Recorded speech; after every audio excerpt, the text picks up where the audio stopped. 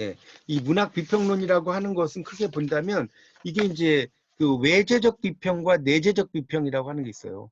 외재적 비평, 외재적 비평과 내재적 비평이 있다. 그래서 외재적 비평은 밖으로 보는 것이고 내재적 비평은 안으로 보는 것이다라고 그 정리를 좀 하시면 됩니다. 정리를 하시면 돼요. 아, 제가 막 정신이 없어갖고 이걸 녹음을 안 눌러가지고 그래서 그 161쪽에 다시 조금만 설명을 할게요. 161쪽에 그래서 이제 그 비평이라고 할 때 요 비자는 그 밑에서 마지막 단락에 밑에서 세 줄 올라가면 요 비자가 이제 그 이 손으로 이게 쓸어 내린다, 치거나 깎아 내린다 이런 의미니까 지나친 찬양이나 비난이 되면 비평이 아니다. 이거 중요하다고 그랬고 그 다음에 이제 그 162쪽에 문심조령이라고 하는 거 유협이 쓴 문심조령 두 번째 단락 거기에서는 이제 이 비평이라고 하는 것이 이제 편벽되지 않아야 된다. 그러니까 특히 이제 두 번째 단락의 둘째 줄에 지음이라고 나올 때 이 지음은 이제 공정한 평가를 하는 바른 이해자다.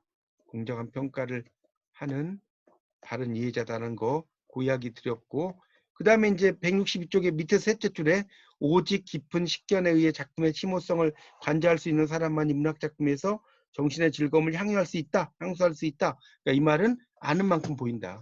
정말 공부를 하는 것은 이렇게 아는 만큼 보인다. 이런 이야기를 한다고 그랬고 그 다음에 이제 163쪽에서는 이제 그 X는 좋다, Y는 나쁘다, X는 Y보다 좋다. 왜냐하면, 특히 이제 왜냐하면이 중요하다.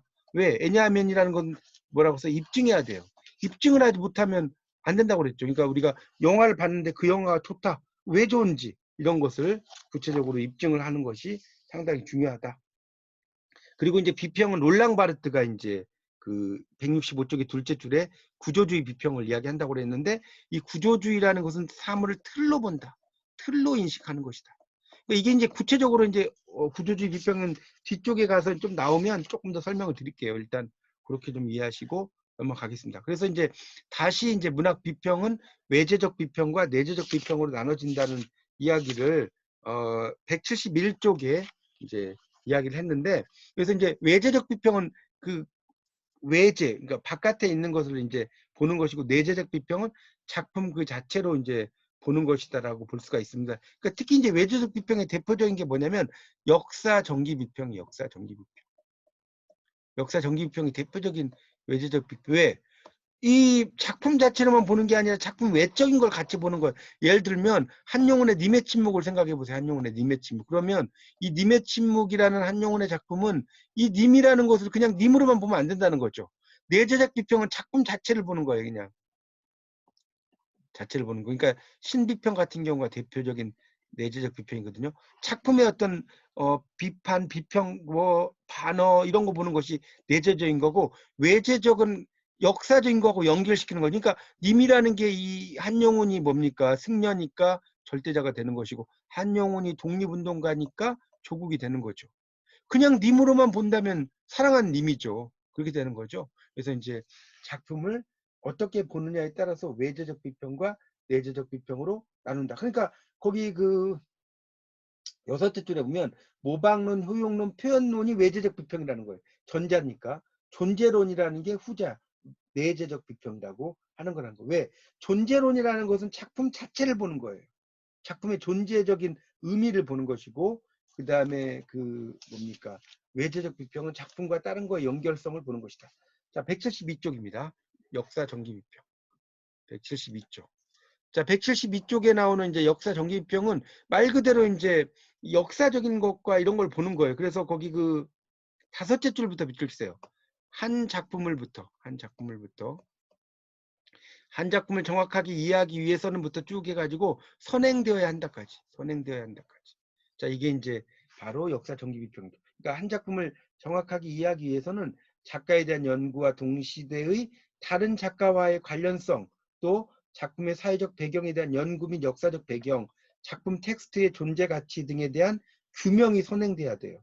이게 바로 이제 역사 전기 비평이다라고 볼 수가 있겠습니다. 그래서 이제 역사 전기 비평이라고 하는 것이 이제 그 밑에 그 다음 단락에 이제 보면 그러니까 역사 정기비평이라는 것은 결국 이제 생트베브가 나와요. 거기 마지막 단락이 셋째 줄에 생트베브가 있을 거예요. 생트베브. 이분이 한 유명한 말이 뭐냐면 거기 그 밑에서 네 줄 올라가 보세요. 그 나무의 그 열매.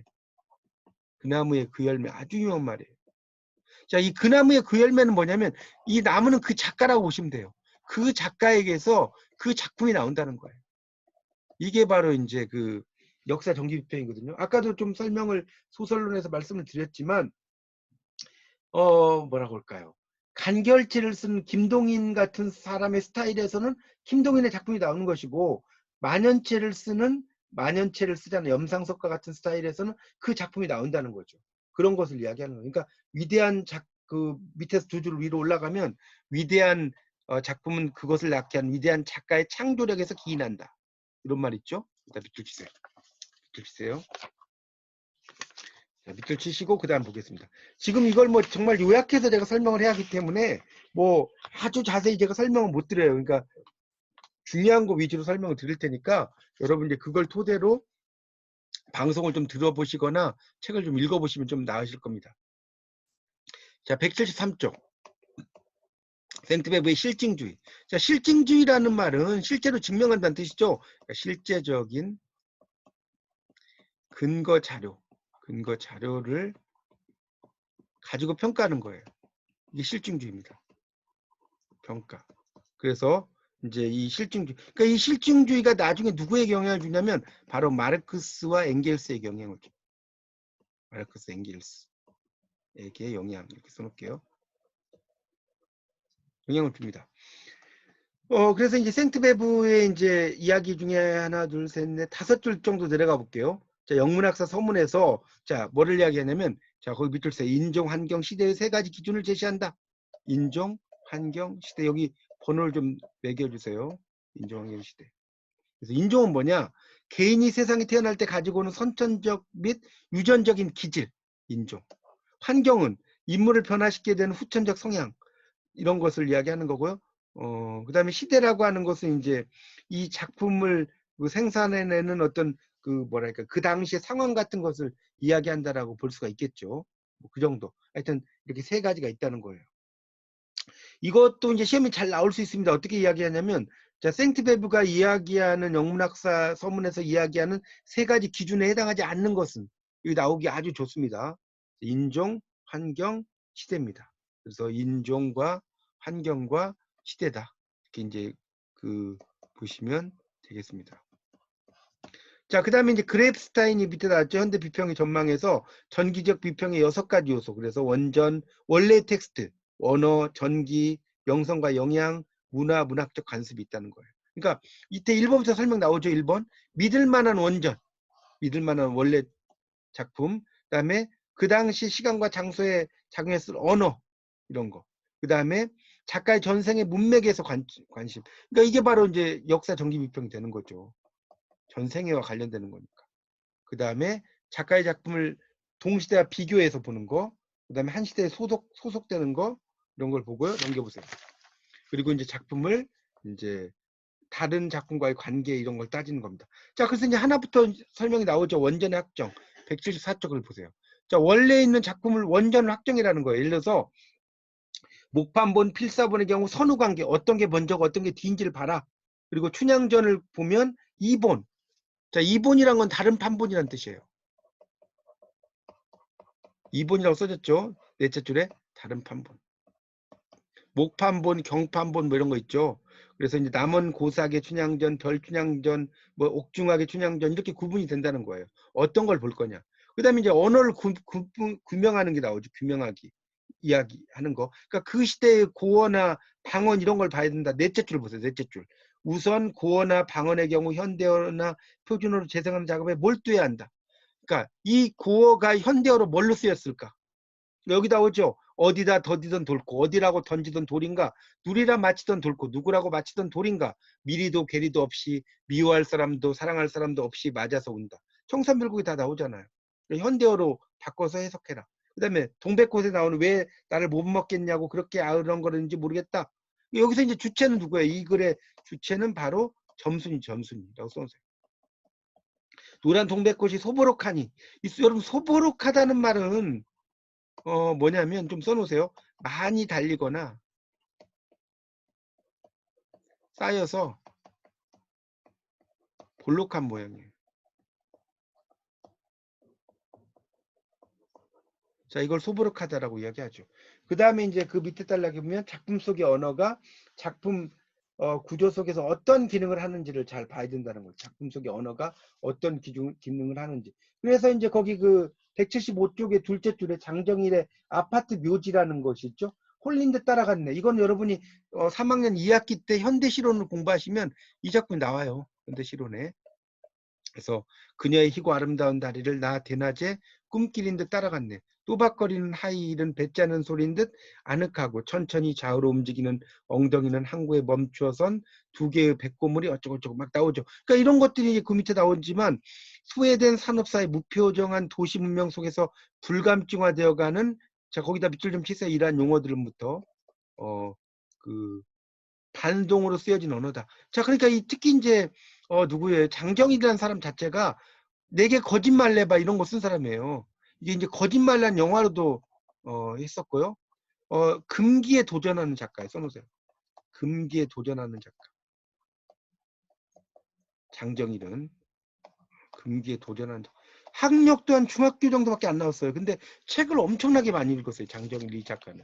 그래서 그 정도밖에 안 나왔지만 이 생각하는 거라든가 이런 것은 정말 거의 박사를 능가할 정도로 상당히 대단합니다. 지식이. 자, 세 번째는 작품 속에 나오는 언어의 교정 문제라는 거예요. 교정 문제 같은 것도 봐야 된다는 거예요. 이육사의 말이란 작품에 독서생활에 소개되었을 때 흐트러진 갈기, 후들근한 눈, 밤송이 같은 털, 오 먼 길에 지친 마지막 부분에 오 먼 길에 지친 말, 뭐 채찍에 지친 말이요. 뭐 이런 식으로 이제 오기가 돼버린다는 거예요. 그러니까 오탈자라든가 이런 걸 잘 봐라. 자, 전기. 이건 이 사람의 살아가는 그 생애 같은 거죠. 그래서 너무 유명해져도 골치 아픈 게 거기 보시면 이제 다 훑어보는 거예요. 자, 밑에 보세요. 재산 정도, 교육 정도, 교우 관계, 가족 상황, 뭐 애정 관계, 습관, 취미 이런 걸 다 봐요. 이 사람 무슨 양복을 입었고 무슨 비누를 썼고 무슨 학교를 나왔고 성적은 A를 맞았는지 이런 걸 다 따지는 게 바로 역사 전기 미평입니다. 모든 걸 다 봐요. 자, 그래서 이제 그 마지막 단락에 이들은 작가의 전기적 정리작업에서 포괄적 연대의 문화적 초상화, 유기적 전기를 이야기하는데 마지막 줄에 유기적 전기는 비평적 전기다. 그러니까 유기적이란 말 자체는 긴밀하게 연결된 이라는 뜻이에요.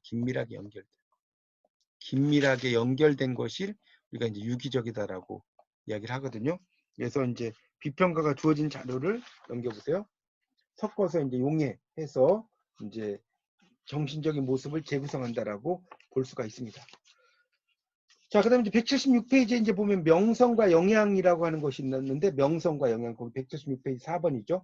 명성과 영향은 한 작가의 작품이 독자 계층이나 다른 동료 후배 작가에게 미치는 영향 관계예요. 영향 관계라고 보시면 됩니다. 이게 명성이나 영향이에요. 그래서 이제 그 하나 둘 셋 넷 다섯째 줄 정도 내려가면 일화, 일기, 회고록 또 책의 판매 부수, 출판 횟수, 모방작 수 이런 것들 다 따지는 거예요. 자, 그 다음 단락에 보면 이제 작품의 영향 관계를 보는 건데 외적 증거와 내적 증거라는 게 있다는 거죠. 그러니까 외적 증거라는 것은 넷째 줄에 영향을 받은 작가가 회고록이나 일기에 선배나 동료에게 진 빚을 언급하는 경우 이런 것도 있고 내적 증거는 이제 이 작가의 스스로 이제 작품 세계를 보는 것을 말한다고 볼 수 있죠. 그러니까 외적 증거라는 것은 이 작가에 대해서 다른 사람이 평가하는 어떤 그런 거라고 보시면 되겠고 그 다음에가 이제 문화의 문화 5번. 이 문화라는 것은 거기 이제 5번에 나오죠. 문학 작품에 존재하는 과거 의식과 예술 작품의 시간상의 현존 문제다. 그래서 여기 이제 자이트가이스트란 말이 있을 거예요. 영어 이게 독일어의 영어가 아니고 이게 뭐냐면 시대 정신이라는 뜻이에요. 시대 정신을 우리가 자이트가이스트라고 해요. 자이트가이스트 이거 우리말로 써보세요. 자이트가 시대고요. 가이스트가 정신이에요. 그런 의미로 이제 쓰입니다. 그 당시에 어떤 문화적인 상황 같은 것을 알 수가 있어야 된다. 이런 거죠. 그러니까 예를 들어서 우리가 뭡니까 1910년대 심파극 이런 것들은 다 또 멜로드라마 그 이후에 멜로드라마 이런 거는 그 당시 어떤 상황을 미워도 다시 한 번이라든가 뭐 뭐 이런 것들 있잖아요. 이런 것들이 이제 그 당시 어떤 상황을 이야기한다라고 볼 수 있겠죠. 자, 177페이지입니다. 177페이지. 자, 그래서 이제 결국 이 작품이라는 것은 역사적인 사실과 연결이 돼 있다는 거예요. 177페이지 두 번째 달 트릴링이 나왔는데 역사적 사실 뭐 이런 말 나오죠. 역사적 사실. 자, 이게 무슨 말이냐? 자, 1900 한번 써보세요. 여기 책에는 안 나오니까 80년대 제5공화국 있어요. 5.18. 자, 이걸 대표적인 작품 뭐죠? 인간시장이에요. 누가 썼죠? 김홍신이 썼죠. 자, 여기 주인공 이름이 혹시 주인공 이름이 뭐냐면 원래는 이제 김홍신이 되게 재밌죠. 그러니까 이 작가가 권총찬 이렇게 이야기를 하려고 했다가 나중에 이제 장총찬으로 바뀌었다는 거예요. 근데 이제 장총을 차고 다닌다는 거예요. 이 제목부터가 상당히 좀 뭐죠? 과격한 제목이죠. 그러니까 이런 것들이 이제 80년대 5공화국에 대한 어떤 이야기도 한다는 것이고요. 문학적 관습이라고 하는 게 그 밑에 나오죠. 그러니까 문학적 관습은 이제 하나의 문학 작품이 어떤 전통을 형성하는가 이런 것을 이야기하는 것이 문학적 관습이다. 그러니까 그 당시의 시대적인 상황에서 어떤 그 뭐랄까요? 전통이라든가 이런 걸 형성한다. 자, 178쪽에 보면 의도의 오류 같은 경우가 있어요. 그 셋째 줄에 보면 의도의 오류. 178쪽. 자, 이 의도의 오류라고 하는 것은 의도의 오류라는 것은 그 작가가 이제 원래는 그런 의도가 아니었는데 이제 이 잘못 그 해석을 해서 의미가 완전히 달라지는 거죠. 역사 정기 비평이라는 게 그런 의도의 오류를 범할 가능성이 높다는 것이 나오죠. 그래서 이제 그 역사 정기 비평이라는 것이 비난을 받는 이유는 넷째 다섯째 줄에 밑줄 치세요. 문학 작품 생산의 원천에 관한 치밀한 조사가 수단과 목적의 혼동을 가져온다는 거예요. 왜냐하면 작품에 관해 너무나 많은 지식을 쌓았다 보니까 작품 자체는 소홀해져요. 정작 중요한 게 작품인데 작품 외적인 것만 따진다는 거. 또 둘째는 작품의 과거성에만 집착해서 현재성에 소홀할 우려가 있다는 거예요. 그러니까 거기 나오죠? 넷째 줄에 1950년대 문학작품을 해명하는데 6.25 전쟁이라는 역사적 사건이 주는 이데올로기적 측면 등이 지나치게 몰두되어서 해명의 오류를 범할 수도 있다는 거죠. 이런 것을 이야기하는 겁니다. 그러니까 그런 내용이 이제 있고요. 그 다음에 형식주의 비평이라고 하는 것은 형식을 중시하는 게 형식주의 비평이죠. 그래서 거기 세 번째 줄에 보면 밑줄 세요. 텍스트 자체를 고유한 자율적 의미를 가진 객관적 구조로 파악하는 것이다. 이게 바로 형식주의 비평입니다. 그러니까 이게 시험 문제 되게 잘 나와 이런 게. 자, 여기다 네모를 딱 쳐놓고요. 텍스트 자체를 고유한 자율적 존재를 가진 객관적 의미로 파악하는 비평은 무슨 비평인가? 그럼 형식주의 비평이다. 이렇게 이제 보시면 되겠고요. 그러니까 이 작품 자체가 스스로 만족하는 자족적인 구조로 되어 있다는 것을 이야기하는 겁니다. 자, 179쪽에 이제 보면 형식주의 비평 셋째 줄에 이제 형식주의 비평 나왔죠. 그러니까 아리스토텔레스에서 나왔다는 거예요. 아리스토텔레스. 그래서 문예 작품에 있어서 부분들의 구조적인 통일성, 형식, 심리적인 영향, 뭐 이런 것들, 미학, 특히 이제 아리스토텔레스는 미학을 강조했잖아요. 그러니까 미학과라는 게 있는데 이 미학의 아버지가 아리스토텔레스예요. 그래서 이제 그다음 형식주의에 영향을 준 사람은 그 밑에 딸락있죠. 칸트예요, 칸트. 칸트가 한 말 중에 이제 뭐가 있냐면 무목적의 목적성이라는 게 있어요. 무목적의 목적성. 이건 뭐냐면 예술이라고 하는 것은 실용성을 추구하지 않는다. 예술은 실용성을 추구하지 않는다는 거. 그런 것을 이제 이야기합니다. 그러니까 시라는 것은 그냥 아름다움을 표현하기 위해 쓰는 것이다. 우리가 시를 쓰는 것은 뭐 실용성이라기보다는 아름다움을 이거 팔리면 얼마 나오냐 이게 아니라 아름다움을 표현하기 위해 쓰는 것이다는 거. 그런 걸 이야기하는 겁니다. 뭐 그런 것들이 이제 있고 이제 대표적인 게 러시아 형식주의가 밑에 있을 거예요. 러시아 형식주의. 위엔 막 뭐라고 나왔는데 그 몰라도 되고요. 이 러시아 형식주의에서는 가장 유명한 사람이 179쪽에 밑에서 넷째 줄에 보면 슈클롭스키가 있어요. 슈클롭스키. 이 사람은 꼭 알아두셔야 됩니다. 이름을. 자, 이분이 이제 형식주의자고 특히 이제 그 밑에 보면 프로프가 있을 거예요. 프로프. 이 프로프는 누구의 영향을 줬냐면 구조주의의 영향을 줘요. 프로프는 이건 여러분이 뭐 국문학개론 공부하실 때도 프로프가 나왔었어요. 이제 그런 민담이라든가 이런 거를 이제 어떤 수학적으로 표현하고 이런 사람이죠. 그런 건데 특히 이제 다른 거는 건너뛰고 180쪽. 180쪽 밑에서 5째 줄로 올라가 보세요. 올라가면 슈클로프가 제시한 게 바로 낯설게하기예요. 그래서 우리가 우리로 하여금 사물을 단순히 인지한다기보다는 이해하는 것이다. 그래서 낯설게. 그러니까 이게 쉽게 말하면 김춘수의 꽃을 생각하시면 돼요. 김춘수의 꽃. 낯설게 하기가 어려우시면. 자, 김춘수의 꽃은 일반적으로 그전에는 꽃은 예쁘다 이렇게 생각했지만 이 김춘수가 말하는 꽃은 뭐냐? 존재에 대한 인식을 이야기하는 게 꽃이다라고 볼 수가 있겠죠. 자, 181쪽에 두 번째 단락 슈클롭스키에 도입된 또 하나의 전문 용어는 난해하게 하기다. 그러니까 쉬워 보이는 걸 난해하게 만드는 거예요. 그러니까 우리가 시를 쓸 때 일반적인 어떤 관점에서 쓰는 게 아니라 그거를 다른 관점으로 쓰는 거예요. 그게 난해하게 해. 예를 들어서 경복 뭡니까? 그 우리가 어떤 궁궐이 뭐 다 타버렸어요. 예를 들어서 궁궐이 타고 어떤 문이 타버리고 이렇게 탔어요. 그러면 그 문이 타면 뭐 천년 역사가 날아갔다. 일반적으로 그렇게 쓰잖아요. 그렇게 쓰는데 뭐 이제 이걸 좀 더 다르게 쓰는 사람은 뭐 또 한 척의 뭐 배가 지나가 버렸다. 이런 식으로 쓴다든가. 그러니까 어차피 나무라고 하는 건 다 나무라는 게 타버리면 나무는 깎아서 배를 만들잖아요. 뭐 이런 식으로 쓴다든가. 하여튼 일반적이지 않은 관점으로 쓰는 것을 우리가 이제 낯설게 하기라고 합니다. 그래서 그런 것들이 이제 너무 이제 특히 시 같은 데서는 이런 게 되게 중요해요. 그러니까 일반 서정시에서는 자기 감정을 쓰지만 이 낯설게 하기라고 하는 것은 이것도 좀 이야기하면 길어지는데 사물시 같은 경우 이제 이런 것이 낯설게 하기에 들어가요. 이거 어떤 뭐랄까요? 꽃이라든가 이런 것을 사람처럼 표현하는 거예요. 사람이 아니잖아요. 사람처럼 표현하는 거예요. 그걸 낯설게 하기라고 이야기합니다. 그래서 이제 이게 사물을 나로 보느냐, 너로 보느냐, 그나 그녀로 보느냐에 따라서 이거는 이제 1인칭이 되는 것이고 1인칭 은유심상법. 그리고 요거는 2인칭 은유심상법. 이건 3인칭 은유심상법이 되겠죠. 자, 그런 것들을 이제 이야기를 할 수가 있습니다. 그런 내용이 상당히 또 중요하다는 것을 알 수가 있어요. 그렇게 가고 이제 그 뒤에 가면 182쪽에 신비평이라고 있을 거예요. 182쪽. 그러니까 신비평은 작품 자체를 보는 거예요. 그래서 신비평은 내재적 비평이라고도 합니다. 182쪽에 나오는 이번에 신비평 내재적 비평. 작품 자체만 보는 거예요.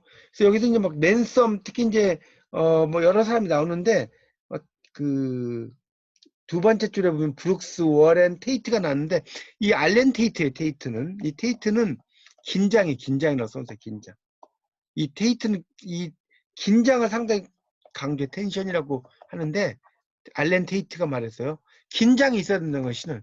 그러니까 이거 외우는 방법은 사람 비평가 되게 잘 물어봐요. 긴장을 이야기한 비평가가 누구냐? 테이트. 자, 테이트는 비슷한 게 뭐예요? 데이트죠. 데이트 할 때는 긴장해야 된다. 이렇게 외우시면 상당히 안 잊어먹습니다. 그래서 이 랜섬은 특히 이제 결 이런 걸 강조한 사람인데 183쪽 보세요. 183쪽. 그래서 이 랜섬은 시와 과학의 차이를 거기 두 번째 단락, 세 번째 단락이네요. 민주주의와 전체주의 사회에 즐겨서 이야기했고 한편의 시는 민주주의 국가다. 강력한 조직화를 자제하게 하는 체질적인 양심 때문에 뭐 이제 실패하지 않으려고 하는 것이다. 이렇게 설명하고 있죠. 그러니까 아름다운 시가 상당히 이제 결이라는 거, 민주주의라는 것을 뭡니까 만들 수 있는 결을 가지고 있다라고 이야기를 한다는 겁니다. 그러니까 이 랜섬이라고 하는 사람은 결을 강조했다는 거예요. 결. 그러니까 이걸 어떻게 설명해? 그러니까 이 텍스트라고 하는 것이 있으면 이 텍스트라는 것도 텍스트라는 게 이렇게 결이 있잖아요. 이렇게 있죠. 그러니까 우리가 재밌는 것은 텍스트가 교과서죠. 교과서. 텍스처는 이게 이제 결이거든요. 결. 그러니까 우리가 옷의 결도 결국 텍스트하고 이게 어원이 같은 말이에요. 그렇죠? 옷의 결이나 이거와 어원이 같죠. 그래서 이런 결을 강조한 사람이라고 이해하시면 될 것 같습니다.